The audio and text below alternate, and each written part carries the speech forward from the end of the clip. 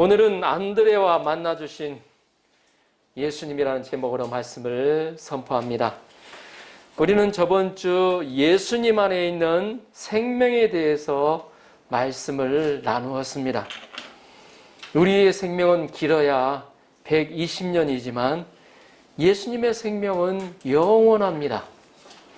예수님은 제한된 우리의 생명을 영원까지 연장시켜 주시는 분이십니다.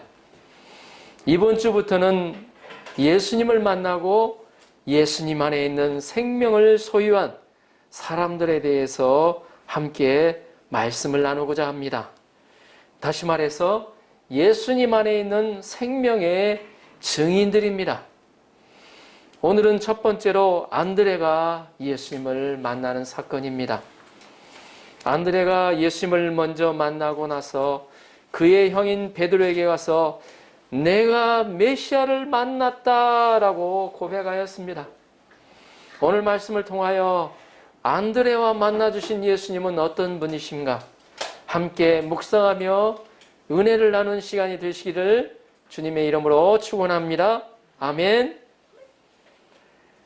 자, 35절, 36절을 보십시오. 함께 읽어보도록 하겠습니다. 35절, 36절 시작.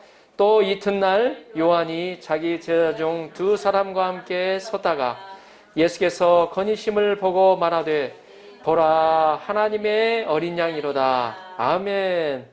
여기서 요한은 세례 요한을 의미합니다.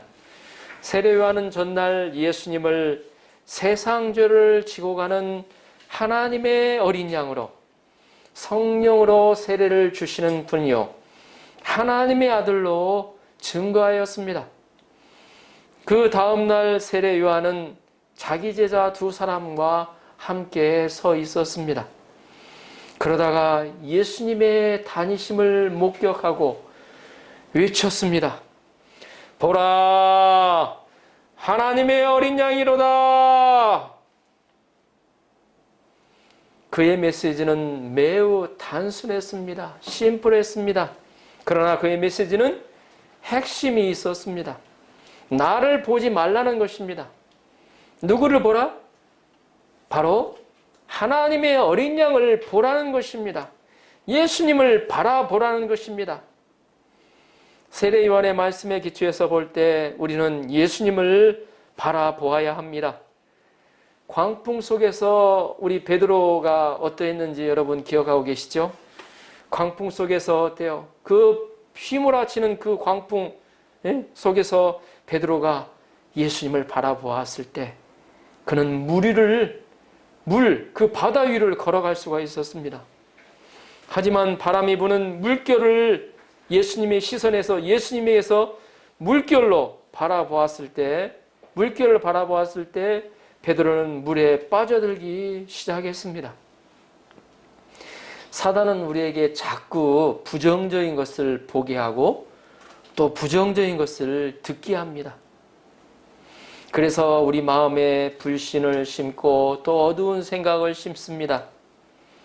히브리서 저자도 믿음의 주여 온전케 하시는 예수님을 바라보라고 하였습니다. 일본어 성경에 보니까 예수님에게서 눈을 떼지 말고 있으라고, 그 상태로 있으라고, 눈을 떼지 말고 눈을 고정시키고 있으라고 기록되고 있습니다. 우리는 특별히 예수님의 십자가와 부활을 바라보아야 합니다. 우리가 예수님의 십자가를 보면 우리의 죄악됨을 깨달을 수가 있습니다. 하나님께서 자신의 아들보다 우리를 더욱 사랑하심을 깨달아 알 수가 있습니다. 예수님의 십자가를 통해서 다른 사람을 보면 그들이 미워하지 않고 그들이 미워하지 않고 용서하고 사랑할 수가 있습니다. 부활의 예수님을 바라보면 우리는 어때요? 승리의 확신을 가질 수가 있습니다. 내 안에 예수님이 살아계십니다.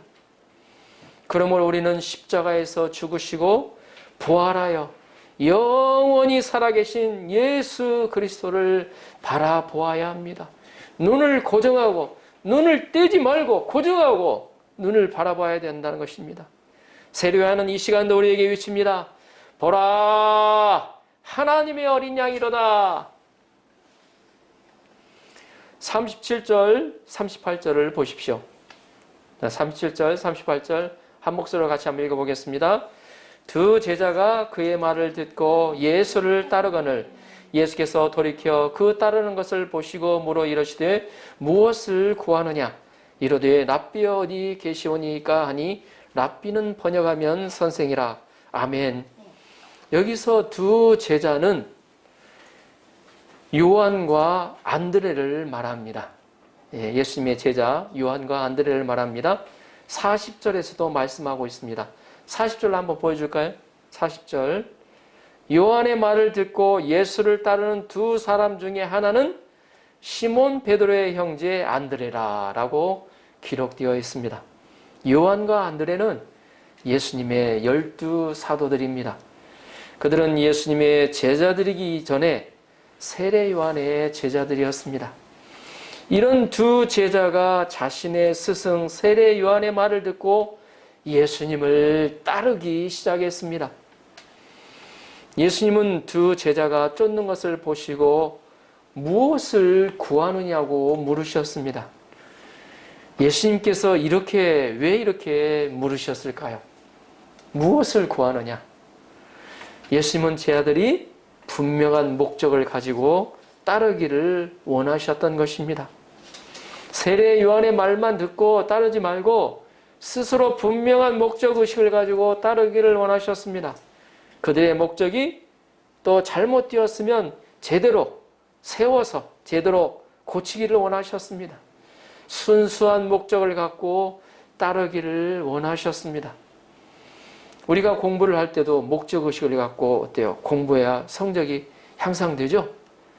우리가 운전할 때도 어디를 향해서 갈 것인가 목표를 분명히 하고 가야 합니다. 그렇지 않으면 이리저리 방황을 하고 괜히 시간만 낭비하게 됩니다. 그리고 예수님이 무엇을 구하느냐고 물어보신 것은 그들이 원하는 것을 들어주시겠다는 것입니다. 예수님은 우리의 구하는 것을 들어주시기를 원하십니다. 예수님은 바디메오 소경에게 무엇을 구하느냐고 물어보셨고 바디메오 소경이 보기를 원한다고 하자 눈을 뜨게 도와주셨습니다. 하나님께서는 자녀가 구하는 것은 가장 좋은 것으로 주시기를 원하십니다. 우리 부모님들 한번 생각해 볼까요? 어떻습니까? 자기들은 좋은 것 먹지 않아요. 그러죠? 좋은 것 맛있는 것은 어때요? 먼저 자녀들에게 줍니다. 저도 부모가 되어 보니까 이 심정을 알겠더라고요. 부모가 안 된 사람은 이 마음을 잘 몰라요. 좋은 것 맛있는 것은 먼저 자녀들에게 줍니다. 이게 자연적으로 되는 것 같아요, 보면. 그리고 좋지 않은 것은 부모들이 먹어요. 하나님은 자녀가 구하는 것은 가장 좋은 곳으로 주시기를 원하십니다. 마태복음 7장 11절에는 이렇게 기록하고 있습니다. 너희가 악한 자라도 좋은 것으로 자식에게 줄 줄 알거든 하물며 하늘에 계신 너희 아버지께 구하는 자에게 좋은 것으로 주시지 않겠느냐. 하물며 하늘에 계신 너희 아버지께 구하는 자에게 좋은 것으로 주시지 않겠느냐. 주신다는 겁니다. 네? 아멘? 아멘입니까? 네. 그런데도 우리가 받지 못하는 것은 구하지 않기 때문입니다. 구해도 받지 못하는 것은 정욕으로 쓰려고 잘못 구하기 때문입니다. 자기 이익을 위해서. 얼마 전 센터 시험이 있었을 때 동대 앞에서 칼부림 나는 사건이 있었죠. 가해자가 고등학교 2학년이에요. 그것도 유명한 의대를 가려고 했던 학생이에요. 근데 시험 성적이 안 나와. 홧김에 그렇게 해버린 것 같아요. 세 사람이었대요. 시험 보러 가려고 센터 시험 보러 온 사람 두 사람이, 두 젊은이가, 또 한 사람은 나이 드신 분이던데, 칼로 막 찔러가지고. 이런 어때요? 자기 욕심에 관계한 것은 하나님이 들어주시지 않는다는 거죠. 우리가 구해도 받지 못하는 것은 정욕으로 쓰려고 잘못 구하기 때문입니다. 우리가 좋은 것으로 주시기를 원하시는 예수님을 믿고 순수한 마음으로 구해야 합니다. 38절을 보십시오. 가로되 랍비여 어디 계시오니까 하니, 랍비는 번역하면 선생이라. 예수님이 무엇을 구하느냐고 물으셨을 때 그들의 대답입니다. 선생님 어디 계십니까? 예? 어찌 보면 어때요? 동문서답처럼 보이잖아요. 왜 무엇을 구하느냐 하면, 돈이 필요합니다. 저 명예가 필요합니다. 저 병 들었으니까 좀 건강 어때요? 치료해 주세요. 지혜가 필요합니다. 이렇게 대답해야 할 것이잖아요. 보면. 근데 어디 계십니까? 라고 이렇게 물어봅니다. 어찌 보면 동문서답처럼 보이지만 깊은 영적인 통찰력을 가지고 볼 때 이해할 수 있는 말씀입니다. 제 아들은 예수님이 어디에 계시는가, 계시는 곳을 여쭈어 본 것입니다. 왜요? 그 계시는 곳에 가서 함께 거하기를 원했기 때문입니다. 함께 거하며 예수님이 어떤 분이시고 예수님이 나에게 어떤 분이신가를 알고 싶다는 것입니다. 그들의 어때요? 마음의 소원이 담긴 어때요? 말이었어요. 결국 제 아들이 예수님께 구한 것은 다른 어떤 것도 아니고 예수님 자신이었습니다. 예수님 자신을 얻고자 예수님 앞에 다가간 겁니다. 예수님과 함께 거하고자, 예수님과 어때 생활하고자, 예수님을 체험하고자 나아간 것입니다. 성경에 보면 당시에 많은 사람들이 예수님을 따랐습니다. 예수님이 가는 곳마다 수많은 사람들이 따라다녔잖아요. 무엇을 위해서 그랬을까요? 어떤 사람들은 병을 고치려고, 어떤 사람은 어때요? 떡 좀 더 먹으려고, 어떤 사람은 어때요? 돈을 벌어 부자가 되려고, 또 인생에 성공하려고, 또 어떤 사람은 이스라엘의 독립을 이루려고 따랐던 사람들입니다. 그러나 제자들은 그런 것을 얻으려고 예수님을 따르지 않았습니다. 제 아들은 예수님 자신을 구하고자, 제 아들은 예수님 자신을 얻고자, 예수님을 알고자 예수님을 따랐습니다. 예수님은 깊은 바닷속과 같습니다. 이 바다는 어때요? 겉에서 보면 어때요? 바닷물과 파도밖에 보이지 않죠. 그 안에 무엇이 있는가 전혀 보이질 않아요. 그러나 어때요? 보이지는 않아도 깊은 바닷속에는 어때요? 신기한 생물들과 광물들로 가득 차 있습니다.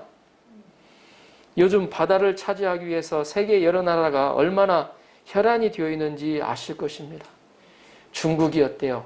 예? 섬도 아닌 어때요? 예? 그곳에 어때요? 막 쏟아붓고, 시멘트를 쏟아붓고, 거기에 기지를 만들고 막 그러잖아요? 왜 그럽니까? 예?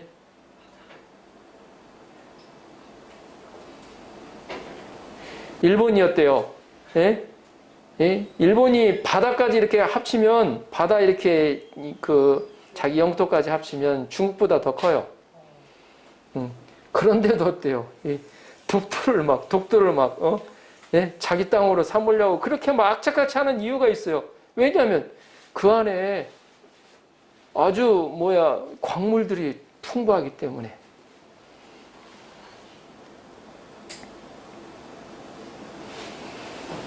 마찬가지로 예수님 안에는 모든 진귀한 것들이 가득 차 있습니다. 예수님 안에 지혜와 지식의 모든 부하가 감추어져 있다고 사도 바울은 골로새서에서 고백하고 있습니다. 예수님을 알면 우리는 영생을 얻고 하나님의 나라를 누릴 수가 있습니다. 예수님 믿고 나서 그 위에 플러스 알파가 중요한 것이 아니라 예수님 자체가 중요한 것입니다. 예수님 안에 부도, 건강도, 명예도 있습니다. 아멘입니까? 열왕기상에 보면 솔로몬이 1천 번제를 드렸을 때 하나님이 기뻐하셔서 하나님이 꿈에 나타나셔서 솔로몬에게 무엇을 원하느냐, 무엇을 구하느냐고 물어보십니다. 이때 솔로몬은 어때요? 이때다. 그래요. 그때 돈이나 어때요? 어느 나라도 침범할 수 있는 힘, 이런 걸 구할 만도 하잖아요. 근데 그런 걸 구하지 않았어요. 뭘 구했죠? 하나님이 주신 백성을 다스리기 위한 지혜를 구했습니다. 이 백성들을 제대로 다스릴 수 있는 지혜를 구했어요. 이 솔로몬의 기도가 하나님의 마음에 맞은 거죠. 그가 자신을 위해서 부도 명예도 원수의 생명도 구하지 않고 자기 백성을 도울, 하나님의 백성을 도울 지혜를 구하자 하나님은 너무나도 기뻐하신 것입니다. 하나님이 감동하시니까 어때요? 또 그에게 지혜의 근원이신 하나님을 주시고 그가 구하지도 않았던 부도 명예도 힘도 원수의 생명도 보너스로 주신 것입니다. 마태복음 6장에 보면 제 아들은 먹고 마시고 입는 것을 염려하였습니다. 그러자 예수님은 어때요? 뭐라고 마셨죠? 무엇을 먹을까? 무엇을 마실까? 무엇을 입을까? 구하지 말라고 하셨습니다. 이런 것은 하나님을 믿지 않는 이방인이나 구하는 것이라고 말씀하십니다.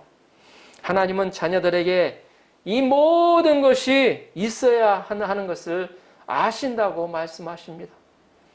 그리고 너희는 먼저 그의 나라와 그의 의를 구하라고 말씀하십니다. 먼저는 어때요? 퍼스트로, 첫째로 라는 의미로 우선순위를 의미합니다. 그렇게 할 때 먼저 그의 나라와 그의 의를 구할 때 하나님이 이 모든 먹고 마시고 입는 것을 주시겠다고 말씀하십니다. 그렇습니다. 우리는 왕 되신 예수 그리스도를 구하고 하나님의 통치가 우리 삶 속에 이루어지는 하나님의 나라를 구해야 합니다. 그러면 하나님은 우리의 기도를 기뻐 받아주십니다. 그리고 모든 것을 그 약속대로 더하여 주십니다.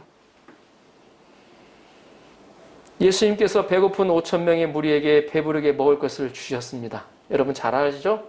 오병이어의 사건. 5,000명을 먹이신. 그 이튿날 무리들은 다시 먹을 것을 얻기 위해서 찾아왔어요. 예수님께 가면 먹을 것 있겠다고 그래갖고 먹을 걸 위해서 찾아왔어요. 예수님은 이들에게 뭐라고 말하셨습니다? 내가 곧 생명의 떡이라고 말씀하셨습니다. 나를 믿으면 영원히 줄이지 않을 거라고 하셨습니다. 사람들은 먹을 떡을 구했지만 예수님은 자신을 주시고 생명을 주시고자 하셨습니다. 예수님이 사람들에게 떡을 주시지 않자 무리는 어때요? 다 떠나가 버렸습니다. 12제자만 남았어요. 예수님은 남은 제자들에게 뭐라고 말씀하셨죠? 너희도 가려느냐? 그랬어요. 남은 제자들에게 너희도 가려느냐? 너희도 떡을 구하느냐? 물으셨어요. 그때 베드로는 어때요? 유명한 말씀 있죠? 영생의 말씀이 계시오매 우리가 어디로 가오리까? 영생의 말씀이 계시오매 우리가 어디로 가오리까? 하였습니다. 베드로는 예수님을 구하였습니다. 예수님 자체를 구하였습니다. 떡은 잠시 육신의 목숨만 연장시켜 주지만 생명의 떡 예수님은 영생을 주시고 하나님 나라를 주시고 떡도 주시기 때문입니다. 베드로는 생명의 말씀을 찾았고 예수님께는 생명의 말씀이 계시므로 예수님을 떠날 수 없다고 고백하였습니다. 사마리아 여자는 남자를 구하였습니다. 좋은 남자 만나서 인생 펴고자 하였습니다. 하지만 그녀는 5명의 남자를 만났어도 만족을 얻지 못하고 피곤하고 지쳐 있었습니다. 남은 것은 뭐예요? 주위 사람들의 손찌검이에요.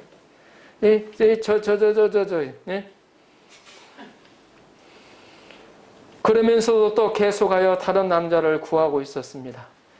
예수님은 그녀에게 내가 만일 하나님의 선물과 내게 물 좀 달라고 하는 이가 누구인 줄 알았다면 내가 그에게 구하였을 것이요 그가 내게 생수를 주었으리라고 말씀하셨습니다. 예수님은 여자가 정말 예수님이 누구인 줄 알고 예수님을 구하기를 원하였습니다. 예수님을 구하면 여인은 예수님을 통하여 하나님 나라를 얻고 참 만족과 기쁨을 누릴 수 있습니다. 우리는 무엇인가를 끊임없이 구하고 있습니다. 사람이 끊임없이 움직이고 있다는 것은 무엇인가를 구하고 있다는 것입니다.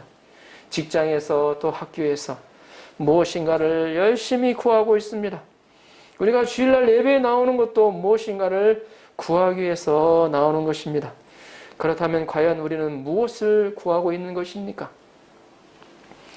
저는 예수님을 구하며 기쁨과 만족을 얻자 예수님을 잘 안다고 생각했습니다. 그래서 적극적으로 예수님을 더욱 구하지 않았습니다. 그런데 오늘 말씀을 보니까 예수님을 구하지 않는 것은 제가 보기에는 어때요? 방향이 핀토가 틀려졌어요. 보면 사도 바울은 예수 그리스도와 그 부활의 권능과 고난을 알고자 표대를 향하여 달려간다고 고백하였습니다. 그는 예수님을 안다고 생각하지 않았습니다. 예수님을 모른다고 생각했어요. 그래서 예수님을 더욱더 알고자 몸부림쳤습니다. 그가 이렇게 예수님을 구했을 때 그는 아는 만큼 더 하나님 나라를 누리는 자가 되었습니다. 이 세상에서 하나님의 나라를, 천국이 너희 마음 안에 있다고 예수님 말씀하셨잖아요. 그 하나님의 나라를 이 땅에서도 그는 누리는 자가 되었습니다. 그는 성자여 위대한 목자가 되었고 하나님께 위대한 하나님의 사람으로 쓰임을 받았습니다. 제가 예수님을 안다고 생각한 것을 이 시간 회개하고 더욱 예수 그리스도를 알고자 몸부림치기를 기도합니다.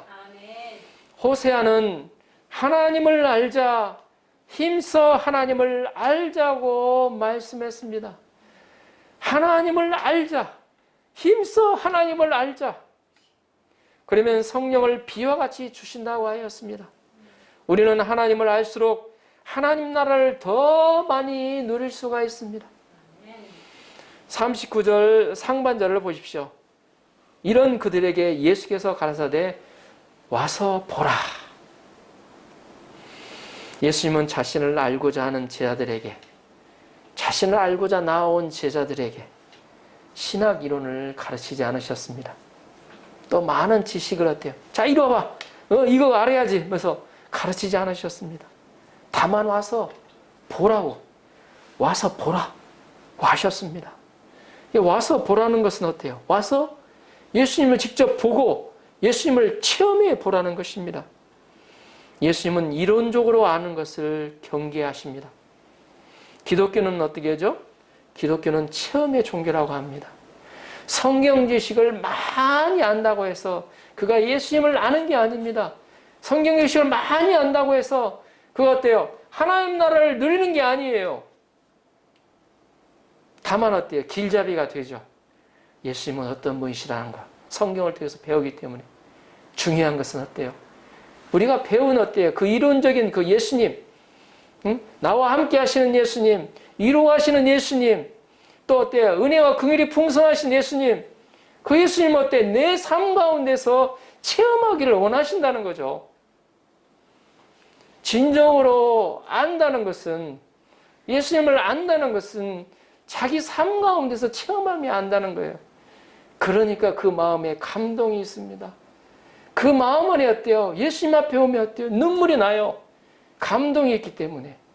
예수님이 내 삶 가운데 실제적으로 어때요? 움직이고 있고 역사하고 있다는 것을 보기 때문에 그렇습니다.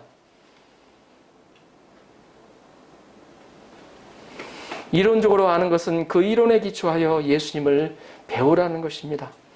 우리가 성경에서 배우고 한 그 예수님이 실제 내 삶 가운데서 살아서 역사하는 분이신가를 보고 체험하고 배우기를 원하신다는 것입니다. 아브라함과 함께 하신 하나님, 이삭과 함께 하신 하나님, 요셉과 함께 하신 하나님은 지금도 나와 함께 하여 주시는 분이심을 체험하기를 원하신다는 것입니다. 우리가 성경적인 지식만 갖지 말고 삶에서 예수님을 배워야 합니다. 예수님을 바라보고 그 예수님이 내 삶 가운데서 어떻게 역사하시는가를 바라보아야 합니다. 제자들은 예수님과 함께 거하니 예수님을 그리스도로 체험하게 되었습니다. 그의 어때요? 안드레 좀 이따 보면 뒤에 고백하게 되죠. 와서 보라. 와서 보라. 예수님 와서 보라. 이 말씀은 지금 우리들을 초청하시는 말씀입니다. 이 말씀은 와서 보라. 나를 초청하시는 말씀입니다. 예수님은 목마른 사람들을 초청하십니다. 이사야 55장 1절에서 3절까지는 다음과 같이 말씀하고 있습니다. 너희 목마른 자들아 물로 나아오라. 돈 없는 자도 오라. 너희는 와서 사 먹되 돈 없이 값 없이 와서 포도주와 젖을 사라. 너희가 어찌하여 양식 아닌 것을 위하여 은을 달아주며 배부르게 못할 것을 위하여 수고하느냐. 나를 청종하라. 그리하면 너희가 좋은 것을 먹을 것이며 너희 마음이 기름진 것으로 즐거움을 얻으리라. 너희는 귀를 기울이고 내게 나와 들으라. 그리하면 너희 영혼이 살리라. 아멘. 내게 나와 들으라 그랬어요. 그러면 너희 영혼이 살리라 그랬어요. 예수님도 수고하고 무거운 짐진 자들에게 다 내게로 오라고 부르셨습니다. 사실 우리가 대통령의 초청을 받아도 엄청난 은혜죠. 어떤 분은 대통령 초청을 받으면 새로 양복 사입고 아버 이발도 막 멋있게 하고 대통령 앞에 나아갈 것입니다. 그런데 전능하신 창조주 하나님이 우리를 초청하십니다. 높은 사람이나 돈 많은 사람을 초청하는 것이 아닙니다. 목마른 자들은 누구나 다 초청하십니다. 와서 예수님을 청종하며 예수님을 배우라고 말씀하십니다. 그러면 기름진 것을 얻고 즐거움을 얻을 것이라고 약속하여 주십니다. 우리의 영혼이 생명을 얻을 것이라고 말씀하십니다. 그러면 우리는 예수님을 어떻게 알 수 있습니까?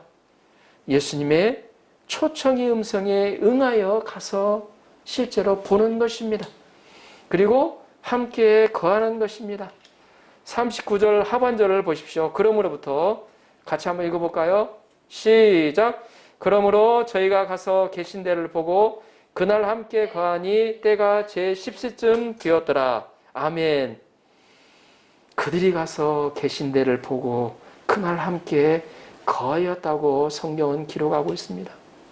예수님이 계신 데를 보고 예수님과 함께 거하였다고 기록하고 있습니다. 그때가 제10시쯤 되었다고 기록하고 있습니다. 왜 여기서 시간을 기록해 놓았을까요? 여러분 한번 생각해 한번 보십시오. 여기서 10시는 10시인데 유대 시간으로 보면 10시인데요. 이것을 현재 시간으로 바꾸면 여기에 플러스 6을 하면 됩니다. 그래서 플러스 6 하면 16시죠. 16시가 오늘 우리 현재 시간으로 하면 오후 4시죠. 그들이 세례 요한의 말을 듣고 예수님을 따른 것은 답은 오전 시간, 좀 빠른 오전 시간이 아닐까 생각해 봅니다. 이는 그들이 예수님이 계신 데를 보고 함께 거하는 시간을 많이 가졌다는 것을 알 수가 있습니다. 많이 가졌다예요. 오후 4시까지, 아침부터 4시까지 계속해서 예수님과 함께 가야 돼요. 예수님과 함께 이야기도 하고 또 질문도 하고 예수님의 말씀을 듣기도 하고 차도 마시고 함께 점심도 먹었습니다. 예수님과 함께하며 사귀는 시간을 충분히 가졌다는 것을 알 수가 있습니다. 함께하며 그들은 예수님이 어떤 분이신가를 깨닫고 경험할 수 있었습니다. 예수님이 하나님이 친히 이 육신에 몸을 입고 이 땅에 오셨다는 것을 알 수가 있었습니다. 우리는 예수님을 통하여 하나님을 볼 수가 있고 또 하나님 나라를 볼 수가 있습니다. 제자들이 예수님과 함께 거하며 그 삶을 통하여 예수님을 만나는 축복을 얻게 되었습니다. 그러면 지금 우리는 예수님과 어떻게 함께 거할 수 있습니까? 지금은 우리는 어때요? 예수님 안 계시잖아요, 보면. 예? 그러죠? 예. 성령으로 함께 하시지만 보이지 않으니까. 예수님이 우리에게 어때요? 보이는 것을 주신 것이 뭐죠? 바로 어때요? 성경, 말씀으로 계신다는 겁니다. 우리가 말씀을 공부해야 하는 이유가 바로 여기에 있습니다. 예수님은 말씀을 자기의 말씀으로 순종하는 자들과 함께 하십니다. 우리가 말씀을 순종할 때 우리는 어때요? 말씀을 체험할 수가 있습니다. 말씀을 기뻐하며 말씀을 주야로 묵상할 때 우리는 예수 그리스도가 누구인지 알 수가 있습니다. 베드로는 아침에 깊은 데로 가서 그물을 내려 고기를 잡으라는 말씀에 순종하였습니다. 그때 자신은 죄인이요 예수님이 그리스도이심을 알게 되었습니다. 그는 예수 그리스도가 생명의 말씀임을 믿고 알았다고 하였습니다. 예수님은 나의 말을 행하고자 하면 이 말씀이 하나님에게서 온 것을 알 수 있다고 말씀하셨습니다. 우리가 순종하여 말씀을 공부해보고 순종하여 말씀을 마음에 영접하고 순종하여 말씀대로 살아보면 하나님의 말씀의 신기한 능력을 체험하게 됩니다. 예수님이 그리스도라는 것을 알 수가 있습니다. 우리가 예수님을 더 깊이 알려면 예수님이 가신 십자가의 길을 본받아 가야 합니다. 우리가 예수님의 죽으심을 본받아 살아갈 때 우리는 하나님과 예수님과 하나님과 성령님을 좀 더 깊이 알 수가 있습니다. 성령께서 우리에게 지혜와 계시의 정신을 주실 때 하나님을 알 수가 있습니다. 우리가 성령으로 육신의 소원을 죽일 때 하나님을 알 수가 있습니다. 또한 우리는 말씀이 육신이 되어 생활하는 사람들의 삶을 통하여 예수님이 누구인지 알게 해야 합니다. 그래야 나의 삶을 통하여 복음이 전파되어 갑니다. 말씀을 믿고 생활하는 사람들을 통해서 친히 하나님이 지금도 살아계시고 있다는 것을 보여주는 것입니다. 예수님과 함께 충분한 시간을 보낸 안드레의 고백이 무엇입니까? 자, 41절을 보십시오. 41절 같이 한번 읽어보겠습니다. 41절 시작. 그가 먼저 자기의 형제 시몬을 찾아 말하되 우리가 메시아를 만났다 하고, 메시아는 번역하면 그리스도라. 이 분위기가 좀 어떻습니까? 예, 이 분위기가. 야, 시온 형제 어때요? 시몬 베드로에게 찾아가서 어때요? 야, 우리가 메시아 만났다. 만났어. 그냥 이렇게 했겠습니까? 아니죠. 막 기뻐가지고 막 먼저 자기 형제 어때요? 가장 기쁜 건 어때요? 시몬을 찾아가지고 야, 우리가 메시아를 만났다. 야! 이렇게 하지 않았겠습니까? 제가 좀 오버를 했는지 모르겠습니다만, 예, 그는 메시아를 만나는 축복을 받았습니다. 결론적으로 우리는 무엇을 구해야 하겠습니까? 우리는 구하고 찾아야 할 것들이 참 많습니다. 하지만 우리는 무엇보다 예수 그리스도를 구해야 합니다. 아침에 일찍 일어났었대요. 맨 처음에 어떤 전도사님이 가르쳐 주시더라고요. 맨 처음에 자기는 어때요? 큐티 하기 전에도 이렇게 한대요. 보면 하나님, 먼저 이제 하나님 음성을, 오늘 저에게 뭘 원하십니까? 하나님, 저에게 무슨 말씀 주기를 원하십니까? 일어나자마자 그 기도를 드린다는 거예요. 아무것도 없는 내 마음속에 주님의 말씀을 담고자 하는, 아침부터 새벽부터 내 눈뜬 처음 시간부터 예수님을 구하고 하나님의 나라가 이 땅에 이루어지도록 구해야 합니다. 예수님께 관심을 집중하고 예수님을 배우고자 하고 예수님을 높이고자 해야 합니다. 예수님을 알고자 했던 안드레는 그의 형인 베드로를 찾아가 우리가 메시아를 만났다는 기쁨의 고백을 하였습니다. 우리 안에 예수님을 먼저 구함으로 그리스도를 만나고 풍성한 삶을 누리는 저와 여러분이 되시도록 축원합니다. 아멘.